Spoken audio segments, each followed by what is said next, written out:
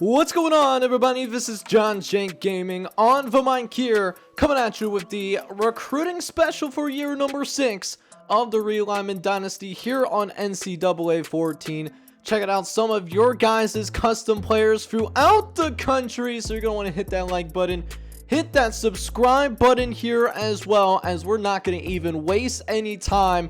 We're going to start this recruiting special on a high note. We are going to see Caleb Heck have himself one heck of a time getting himself into the end zone. He will get things going here early, as Caleb Heck, he did not get as many carries. He did not get as much action here as initially thought, but 11 carries, 26 yards, and a touchdown. And that touchdown did end up being the ultimate difference that we ended up seeing, as it will lead the Virginia Tech Hokies to that bowl game win.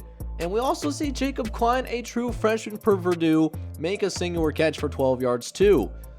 As we'll go ahead and keep moving through the custom prospect special, checking in now on the Texas A&M Aggies, who have a couple of superstars on the defensive end. Seth Randolph and Zeke Lightning both playing in their final collegiate games. Texas A&M not making it to the college football playoff, but they still are ranked in the top 25, and they can still certainly finish on a high note, as well as Seth Randolph gets caught looking in the backfield a little bit too long. He will make the tackle, but Jay Moeller is going to get a strike downfield.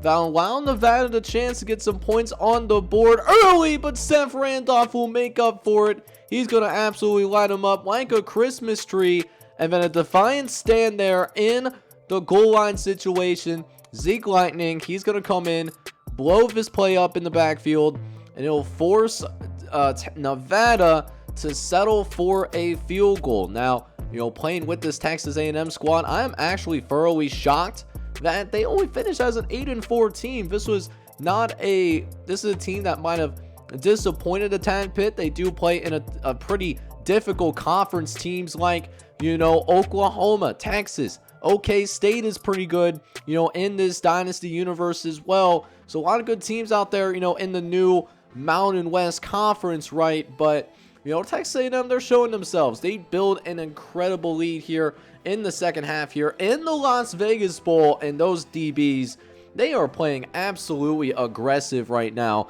able to go get themselves some good tackles, get some TFLs downfield as well, and then coming up and rallying as a team.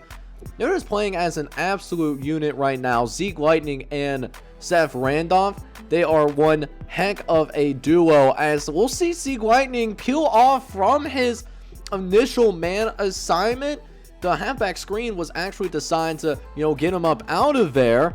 But that being said, just having some great recognition. Both corners, both Randolph and Zeke, going in and forcing Nevada, at least making it a little bit more difficult for them specifically to try to take the lead, as Zeke Lightning tries to get an interception. He cannot hang on and make the catch, but great job with the deflection though, as that will make it even harder for Nevada to pull the comeback.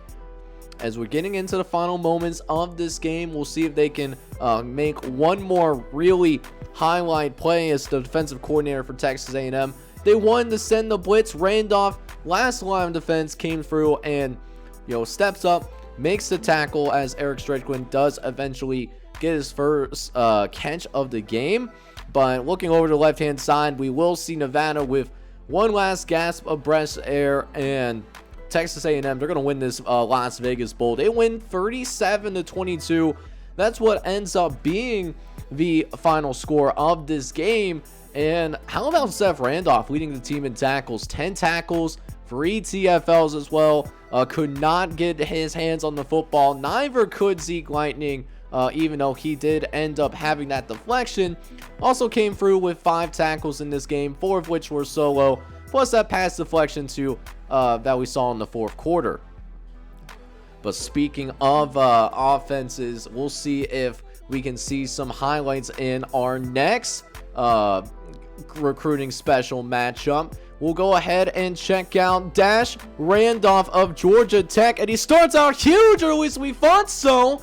So he makes the really big catch downfield, right? He comes down and makes the play, but then he fumbles the football, unfortunately. So, really great first touch until after the yards after the catch, when he was trying to find his way into the end zone. And Washington State, in spite of being a lot less talented on paper than Georgia Tech, they are giving Georgia Tech some serious trouble, as we're going to see a halfback pass here. Dash Randolph is going to be on the receiving end on the running back, throwing a good pass out to this tailback here. But despite the bright spots that Dash Randolph is showing, this is a beautiful example right here. Does not hit the step back cheese, but a 43-yard reception nonetheless. Every time he touches the football, for the most part, it's a positive result. Just haven't seen a lot of positive plays from Georgia Tech here in the Holiday Bowl matchup, and that is deeply unfortunate. But he will help cut this down eventually to a 10-point game that we'll see with 59 seconds left to play in the game. But it's not going to be enough, though. Washington State, they will actually most likely win this Holiday Bowl, as we'll go pad some stats a little bit longer. Glad that we did not see him hit that Dan Ozlowski. If y'all know, you knew. But just wasn't enough. A slow start here for Georgia Tech was simply too much to overcome. Dash Randolph, aside from the fumble, played pretty well in this one. 6 catches for 122 yards. But we'll go ahead now and check out the team that we actually went up against in the previous episode, the Ohio State Buckeyes. And y'all know we got that senior quarterback that's one of your guys' customs, Nathan Games. So we see that they are denied a college football playoff appearance. So we'll see if they can take that anger out on New Mexico. And early on, it seems like they're doing that, as Gaines, he gets it out to DeAndre Burton. Just get it out to those playmakers. And those playmakers are going to come out here and make a really nice play on the ball. That ends up being a 70-yard touchdown. And Nathan looks really sharp here early. Gets it out to the tight end on the right-hand side. That's a really, truly brilliant play action there, too. It ends up being a 22-yard reception. But we don't really see much of the gains until midway through the second quarter, when we see a matchup adjustment against DeAndre Burton. And that matchup adjustment simply is not working out for them whatsoever, as Gaines is off to a hot start. 7 for 8 for 2 touchdowns. He'll even go ahead and make sure he adds another one on the ground as well, untouched, and makes his way into the end zone as well. And it's another touchdown for the Ohio State Buckeyes. They take a really big lead here on New Mexico. It now makes it a 27-10 lead. So now we'll go ahead and see if Gaines can keep that up, as we're now in the second half of action. And listen, they got a really good formula here in this bowl game. I wish they tried to do this against us, but our defense is, just a tad bit better than what we have seen with, New Mexico's defense right now. And these playmakers, man, these playmakers are simply taking advantage, simply proving that even in the video game world, Ohio State is certainly wide receiver you, and you can go ahead and debate me all you want in the comments. I'm just out here speaking facts, right? But that being said, we'll go ahead and see Gaines on 1st and 10. He's going to look over the middle of the field, gets it out to DeAndre Burton, and Burton gets it into the end zone. Touchdown, Ohio State. And it turns into an absolute rout that we are witnessing. 41-16 is going to be your score in this Lending Tree Bowl game that we're noticing right now, and just simply not really showing much fight in the New Mexico Aggie defense. That actually almost turns to a touchdown as well, as needless to say, it is pretty obvious that Ohio State, they're going to end up winning this bowl game. And we look at this, our quarterback is featured in the play of the game. You love to see that. We'll see if they also go ahead and give Nathan Gaines the player of the game here in this Tax Slayer Bowl game, as we'll see his guys celebrating not the bowl game that they've wanted. They really want to go to the college football playoff, but they just lost too many times. A few losses too many. I think with this loss right here specifically, they end up finishing either 9-5 or 10-4. 4 losses simply too much, but Nathan Gaines had a brilliant performance in this one, 16 for 19. He ends up with 5 total touchdowns as well. It was a really great game that we got to witness, and it gets better even when diving into the stats. Now, granted, he did throw an interception, so it wasn't completely perfect, but counting the other player, 17 for 19, that's really high, and that is a really great way to really cap off your collegiate career, as this was a blowout for the Ohio State Buckeyes.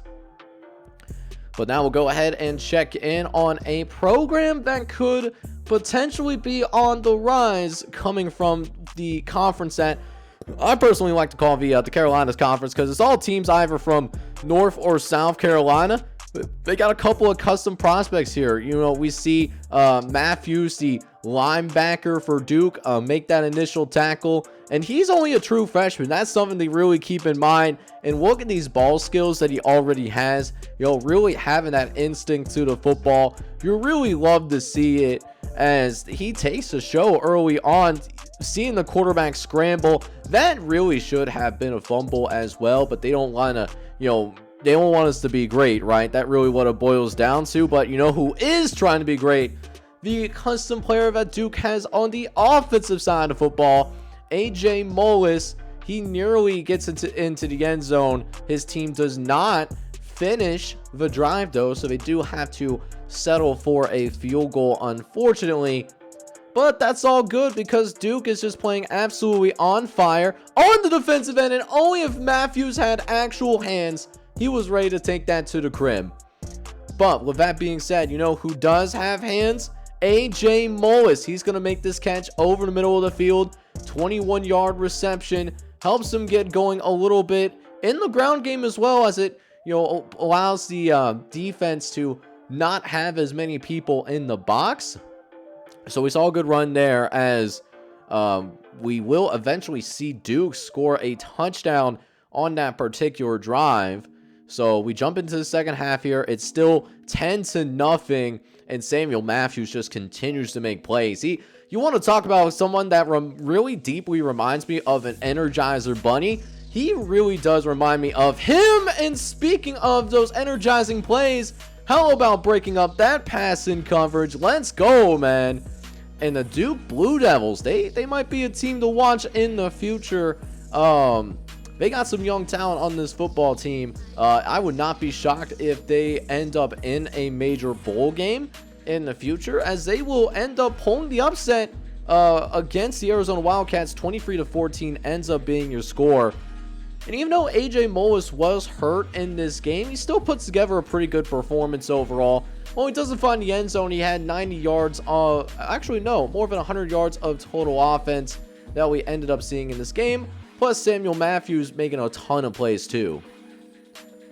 So now we get into our first little CPU versus CPU matchup, because we actually do have multiple custom players on both teams for Georgia. We're going to see this running back go to work, who gets a really nice carry to start things out. Matter of fact, that's a nice truck. That is the true freshman Dexter Sanders that is going to come through and really make himself a great play to start this game. But then it really becomes the Dexter Sanders show to start things out. Sanders, he's going to run it into the end zone, and his Georgia Bulldogs, they're actually going to take an early 10-0 lead in this ball game, as they are looking very impressive early on. But I'm really curious to see Tajuan Porter as well. He's a true freshman for Georgia who is starting for the very first time. Georgia's got some dogs, man, and I mean this unironically, because they are happen to be called the Georgia Bulldogs and all that. But Tennessee's got some guys too. Chris Gentry, he's the quarterback of the Tennessee Volunteers, and he's more of a dual threat kind of guy, but he'll make some things happen in that passing game as well, in spite of Tennessee going ahead and just working with a essentially run heavy offense. But we'll see Gentry take a shot over to the left hand side, gets it to another custom player playing the tight end position for the Tennessee Volunteers, Hollywood Jackson. That is one heck of a name right there. As now, Gentry's going to look over the middle of the field. He has a man wide but naked open. And just like that, Tennessee, they are going to tie this football game as Chase Gentry, he just puts it right on the money. And that's just what happens when you have all of these moving parts, all of the runs. If it eventually gets the defense all sucked in. And going into halftime, we got ourselves a tied ball game here. But 1:20 left to play in the first half. We'll see some run here for Dexter Sanders as he almost picks up another first down all by himself. We'll see if they go back to him. And sure enough, they do here in the Duke's Mayo Bowl. That is also a first down run for Dexter, but it does not lead to anything. The drive will end in a stalemate as this game is still all tied up at 13 apiece. Meanwhile, Chase Gentry would just simply all day to throw this football and gets it out to Ernest Davis. 44-yard reception, and that is a huge play there for the junior quarterback. That being said, jumping into the fourth quarter of action, Tennessee, they are down by a touchdown. Can the Volunteers rally back? And it does not look good. 3 minutes left to play in the game. We'll see if they go back to Dexter Porter on the outside. They do. Sanders fights for the sticks. Not even close to the first down marker, but what it does do is it makes sure that clock remains to run as Sanders looks to close this game out for the Georgia Bulldogs, and it looks like he might be doing just that. Is if they get one more first down here, this game absolutely over right now, and they will go to him one last time. Dexter able to slice and dice his way to the first down. So it was a very competitive game that we saw for sure, but Dexter Sanders does seal it for the Georgia Bulldogs. Tejuan Porter, he's a true freshman for Georgia as well. He is playing at wide receiver. We actually don't really see him in this particular game, which definitely sucks because Tejuan Porter is a really talented football player, and you know, I'm sure he will get more looks eventually. But this was all Dexter Sanders today. 21 carries, 83 yards, and a touchdown against a pretty formidable Tennessee Volunteers team. And he's only doing this as a true freshman. He is bound to get a little bit better as we, see him progress through his college career. He also had 7 catches out of the backfield, so this was a really concerted effort to make sure that Dexter Sanders gets involved. Meanwhile, over on the Tennessee side, Hollywood Jackson, a minor part of this offense. He ends up with 3 catches and 12 yards in this game, but Chase Gentry did do a good job spreading the football around. Ends up with 245 yards, 1 touchdown, and 1 interception in this game. So what can we check in on the other CPU matchup that we have between custom players on opposite teams? We got Penn State, who actually is the defending national champions, taking on the University of Southern Florida. And Penn State is not what it used to be. They did not make it back to the college football playoff. Obviously, I will be showing that playoff bracket at the end of this episode, so you certainly do not want to go anywhere by any means. But so far, we are going to get plenty of looks at Nas Evans. He is a outside linebacker for the Nate Lions, also another one of your custom guys, and he is simply somebody that is living in this backfield right now. Nas Evans really making it extremely difficult to get any solid traction, as I don't know, Southern Florida, they're this team that likes to really go short on a lot of its passes, like that short passing game. So EJ Patterson, he's going to get a couple of passes in this game. I think he's capable of doing more personally. But Penn State, they're going to actually run away with this game. They do end up winning this by multiple touchdowns. I'm actually shocked Southern Florida even scored and got into the end zone in the first place. But like I said, Penn State, they're going to win 27-10. I actually did not get the stats from this game because shortly after this game did finish up, we did end up seeing this game freeze. And, yeah, I didn't get a chance to get the stats, unfortunately. But, Nas Evans, he had a few tackles. And then EJ Patterson, he is a true freshman, by the way, so he has a lot of time to develop, too. He ends up with a couple of catches and gets 16 yards on the day. So, definitely a lot more to be desired. Speaking of desires, we will desire the true freshman quarterback, Casey Carmichael of the Clemson Tigers. He does lead them into this bowl game, the Texas Bowl, against the Minnesota Gophers. So we'll see what Carmichael can do to wrap up his true freshman campaign. And something that definitely jumps off the screen right away, he is a very athletic quarterback that I've noticed. And he is actually going to make use of his athleticism early on in this game. He's going to get a couple of really nice runs. And he's just a guy that just flashes a lot of flashes of greatness, really is what I'm trying to say. Wow, words are incredibly hard here at this point, you guys. But Clemson's still down by 9. They got a minute and a half left to play in this game, and noticing that nobody's open, Carmichael does make a good decision. He's going to go ahead, run it out of bounds. He will pick up 19 yards on the run, and we'll see if he can pick up one more big play downfield, and he does. But Minnesota, they will end up winning this bowl game. 23-21 does end up being your score, so certainly a lot of room left to grow, but there's some good plays that were sprinkled in there. He just needs to get a lot better with this decision making. He really struggled with making good decisions in this one. He threw 4 interceptions in this game, which I didn't want to show because it's highlights of your custom players, not lowlights, right? But he's a great runner. I expect him to have a very good college career, just not a very good game, particularly here today.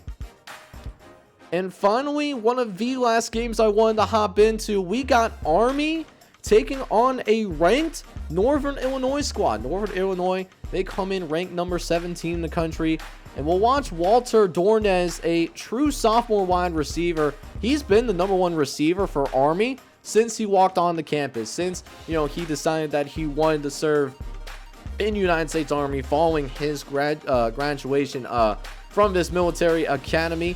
But we will see Walter Dornez, not a very pass-heavy offense. He will still make a few plays here or there, and what he does do is, even though he doesn't find the end zone in this game, he will help Army win the Outback Bowl 35-33, helping pull an upset towards the end. And maybe it needs to be one of those things before we need to see a change in offensive coordinators, because this is a guy that is more than capable of, making some good plays downfield. Just didn't get a lot of opportunities to show that he only ends up getting 5 total touches throughout the game. So we jump into the college football playoff bracket, and there it is, ladies and gentlemen. We do end up getting that number 1 seed. And we'll go ahead and see the other teams that make the college football playoff as well.